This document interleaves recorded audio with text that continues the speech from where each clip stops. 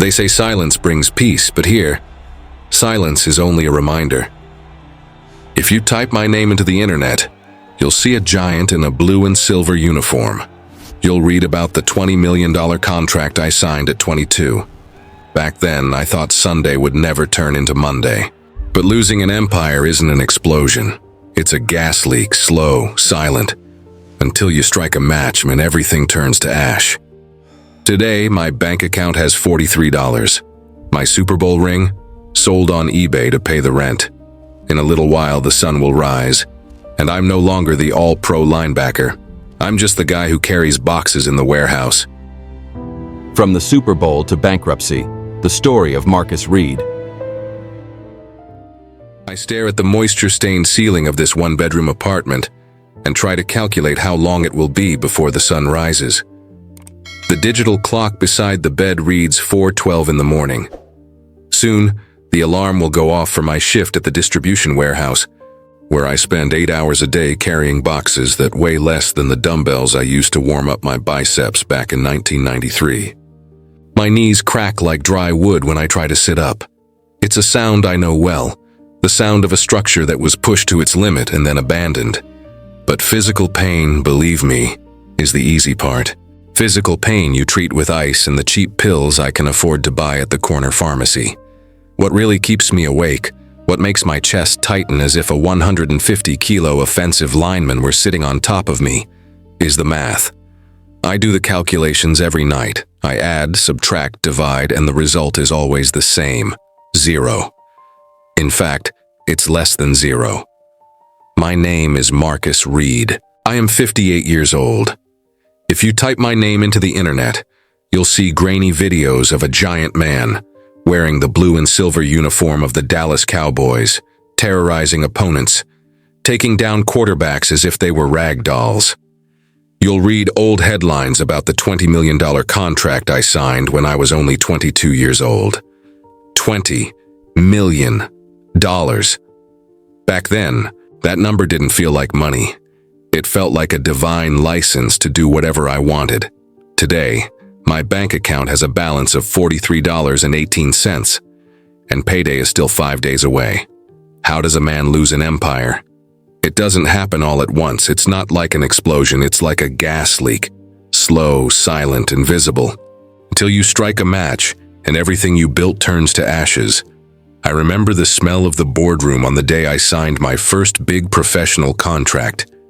It smelled like genuine leather, expensive coffee, and furniture polish. I had just come out of the University of Miami, where we played with an arrogance that bordered on criminal. We were the kings of Florida. But there, in that office in Texas with the team owner smiling at me with those excessively white teeth, I felt like the owner of the world. The pen felt heavy in my hand. When the general manager slid the paper toward me, I didn't read the clauses. I didn't read about taxes, about agent fees, about escrow accounts. I only saw the zeros, 1, 2, 3, 4, 5, 6, 7 digits guaranteed just for putting my name on the dotted line. I signed with such force that I almost tore the paper. In that moment, I thought I had beaten poverty. I thought I had beaten the system. I looked at my mother, sitting in the corner of the room, silently crying in her Sunday dress, and I promised her that she would never clean anyone else's floor again. The first thing I did was keep that promise. I bought her a mansion. Not a house, a mansion, 7 bedrooms, a pool, an ornate wrought iron gate. I paid cash. The $800,000 check felt like pocket change. Then came the cars. I walked into the Mercedes dealership in Dallas and pointed at 3 different models. A black one for me, a white one for my girlfriend at the time, and a red convertible for my cousin, who claimed to be my security manager. I didn't even ask the price. The salesman was shaking so much that he dropped the keys twice before handing them to me. I thought it was funny. I thought it was power. The Dallas Cowboys locker room in the 90s wasn't a workplace. It was a private club for gods. We were rock stars with helmets. The parties had no end time. I remember nights when the dinner bill for 12 people came to $15,000. And guess who pulled out the credit card? Always me. I wanted to be the man. I wanted them to like me. There was a line of people waiting for me outside the stadium, and they weren't fans asking for autographs. They were distant cousins, childhood friends I hadn't seen in 10 years, former high school coaches with can't-miss business ideas. And I said yes to all of them. Yes, I'll finance your barbershop. Yes, I'll pay for your aunt's surgery. Yes, let's open that record label. I felt like the central bank. That was when I met the man who would seal my fate. Let's call him Simon. He wore Italian suits that cost more than my father's car and spoke with a hypnotic calm. He told me I was a phenomenal athlete, but that I needed to be a mogul. He used words I didn't understand, like portfolio diversification, asset leverage, and hedge funds. I nodded and pretended to understand, because I was ashamed to admit that the only thing I knew how to do well was knock down a 130-kilo man before he crossed the line of scrimmage. Simon promised he would double my money in 5 years. I gave him full power of attorney over my finances. It was like handing the keys to the henhouse to the fox and thanking him for stopping by. The first big hit was the restaurant. The idea seemed brilliant in my concussion-filled, champagne-soaked head. A high-end steakhouse with my name and my number on the door, decorated with my jerseys and trophies. I invested $3 million in construction, Italian marble on the counter, crystal chandeliers, the best chefs in the city. On opening night, the line wrapped around the block. My teammates were there. The mayor was there. I felt like the king of Dallas, but I knew nothing about profit margins, employee theft, or operating costs. I ate and drank for free at my own restaurant every night, bringing entourages of 20 people, and told them to put it on the house. I was eating my own profit. 2 years later, the place was a desert. The debts to meat suppliers exceeded $500,000. Simon told me not to worry, that it was just a tax adjustment. He was lying. He was draining what was left to cover holes in other phantom investments. And then came the divorce. Linda was beautiful. She was the kind of woman who stopped traffic when she crossed the street.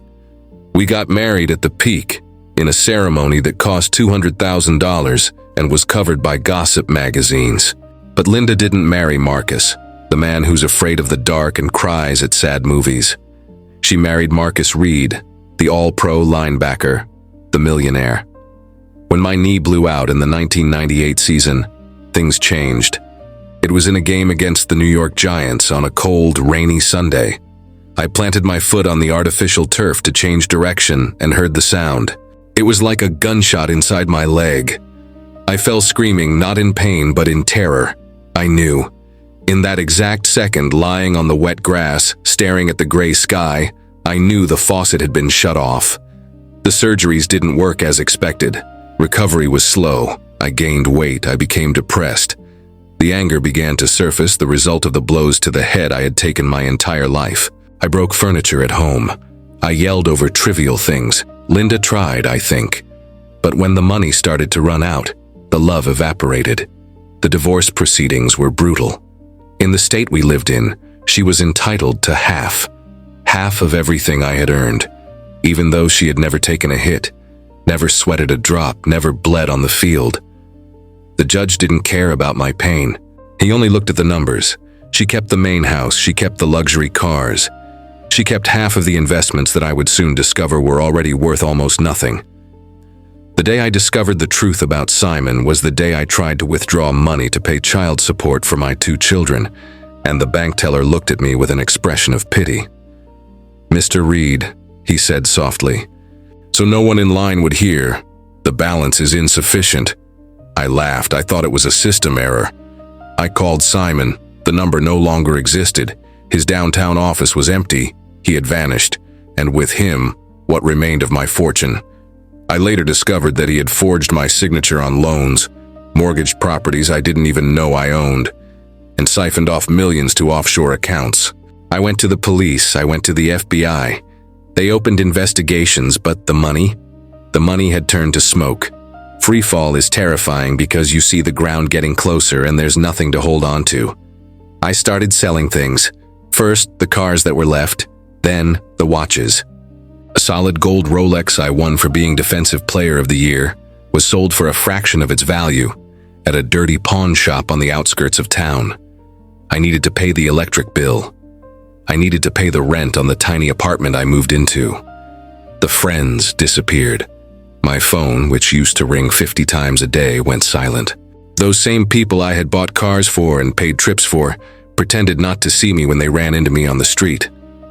I became an embarrassment to them, a living reminder that the party was over. But rock bottom, the exact moment my soul broke, wasn't in the courtroom or at the bank. It was in an ordinary supermarket on a Tuesday afternoon. I was in the express checkout line, holding a basket with bread, eggs, milk, and a packet of instant noodles. I wore a cap pulled low over my head so I wouldn't be recognized, limping on my left leg. The cashier scanned the items. The total was $32.50. I swiped my debit card. Declined. I tried again, wiping the chip on my t-shirt, breaking into a cold sweat. Declined. The line behind me started to complain. An elderly woman sighed loudly. The manager approached. "Sir, do you have another form of payment?" he asked. I fumbled in my pockets. I pulled out some coins and crumpled bills. I counted $18. I had to look that cashier in the eyes, a 20-year-old girl who had no idea who I was, and say, "Can you take off the milk and the eggs, please? I'll just take the bread and the noodles." I walked out of that store with my face burning, wanting to disappear, wanting a hole to open in the ground and swallow me. Me, Marcus Reed, the man whose face had once been on cereal boxes, didn't have enough money to buy milk. It was that night that I made the most painful decision of my life. I went to the back of my closet and took out the small blue velvet box. Inside it was the Super Bowl ring. White gold, 150 diamonds, the emblem of the Lone Star shining. That ring represented all my sweat, all my blood, all the surgeries, all my teammates. It was the physical proof that I had been a champion. My fingers, swollen and twisted by arthritis, could barely hold it. I took 3 photos with the camera on my old cell phone. I went on eBay and created the listing. Authentic Super Bowl ring, starting player. The starting price was $25,000. I cried as I typed the description. I felt like I was selling a child. I felt like I was betraying every man who stepped onto the field with me that glorious day in Pasadena. But the eviction notice was taped to my door. I had no choice. A collector from Chicago bought the ring 3 days later. I used the money to pay overdue bills and secure 6 more months of a roof over my head. I traded my glory for rent. Today, my routine is quiet. I wake up before the sun, take 3 pills for back pain and 2 to control my unstable mood, a legacy of the concussions. I go to work at the warehouse. The guys there, 20-year-old kids who run while carrying boxes, sometimes look at me and ask, "Hey, aren't you that guy who used to play football?" I just smile a tired smile and say, "I used to be." They don't understand. They watch the videos on YouTube and think I'm still rich. They don't know that financial ignorance costs more than any government tax. No one teaches us how to be rich, that's the cruel truth. In college, I had tutors to take my math tests so I could stay eligible to play. They taught me how to read a zone defense, how to identify a blitz, how to use my hands to shed a block. But no one, absolutely no one, ever sat me down in a chair and taught me how to read a contract, how to understand compound interest, or how to say no. I was trained to be a gladiator, a collision machine, a product of entertainment. And when the machine broke, when the parts wore out, I was discarded in the scrapyard without an instruction manual for real life. I see today's kids signing contracts worth $50, $60 million guaranteed. I see the gold chains around their necks, the diamond-studded watches, the entourages of parasites around them. I want to scream. I want to climb into the television, grab them by the shoulders and shake them until they understand. I want to say, the money runs out, the fame fades, the friends disappear. The only thing that stays is the pain in your body and the regret in your soul if you're not smart. But I know they wouldn't listen. They're immortal. Just like I once was. They think Sunday will never turn into Monday. Now I have to go. The bus comes in 10 minutes and I can't afford to miss a day of work.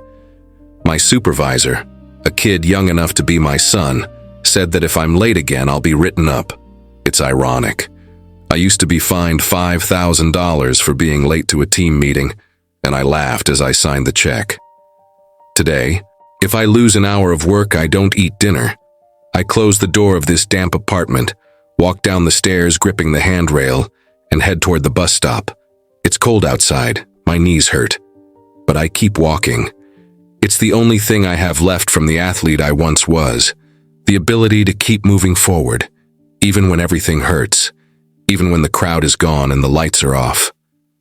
Just keep walking, Marcus, just keep walking.